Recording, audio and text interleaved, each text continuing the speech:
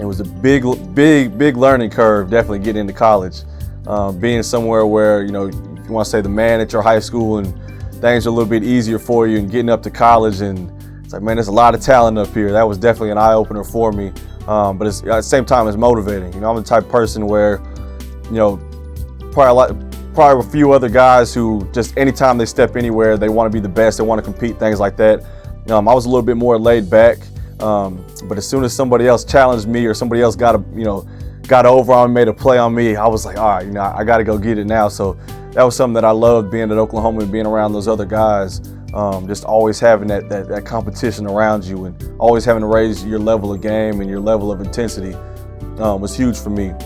And that Friday, I was coming home, kind of hang out for the weekend. Wouldn't be able to go home for a little while, so coming to hang out for the weekend, and I was heading down 35, and somebody was trying to switch into my lane behind me, and ended up clipping the back. I was driving the Trailblazer, ended up clipping the back of the Trailblazer, fishtailed me off, sent me off the road.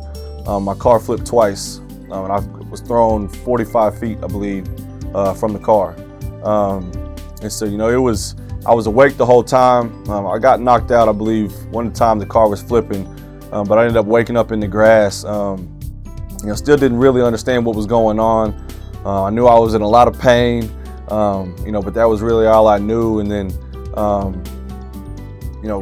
in the helicopter, I remember them asking me, can you feel this? Can you feel this? And I was just like, what are you talking? You're not doing anything. What are you talking about? And then I can remember looking up at the ceiling of the helicopter ride, and it kind of starts to resonate. You understand there's something serious going on. And I just remember waking up that next day after the surgeries and everything like that. And, obviously my family's there and the doctors are in the room and they're starting trying to explain everything to you. And, immediately my mindset was, all right, this is going to be a tough road. I really, to be honest with you, wasn't listening to too much of what the doctor was saying, because how hard I was working to what I felt like bring myself out of those dumps of not playing in college, how you thought you were going to be playing and things like that.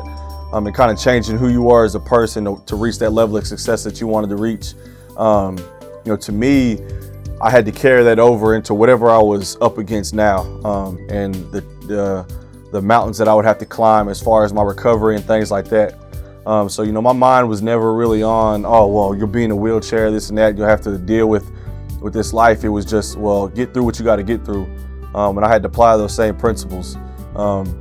So from day one, as far as rehab or anything like that, I knew I had to move on with my life. I didn't want to dwell in anything. I didn't want to feel sorry for myself. That's why, as far as what the doctor was saying, you take that with a grain of salt, because, as far as I was concerned, God left me on this earth for a reason, and took a chance and allowed me to survive that accident. And that was the only chance that I needed to pay attention to. That was the only chance that I needed. And so I took that mentality, and every day that I left the hospital in a month, was back in school in maybe 3 months, something like that, was driving, living on my own. And I didn't want to let anything that I went through stop me from being the person that I wanted to be, and making the influence and the impact that I wanted to make.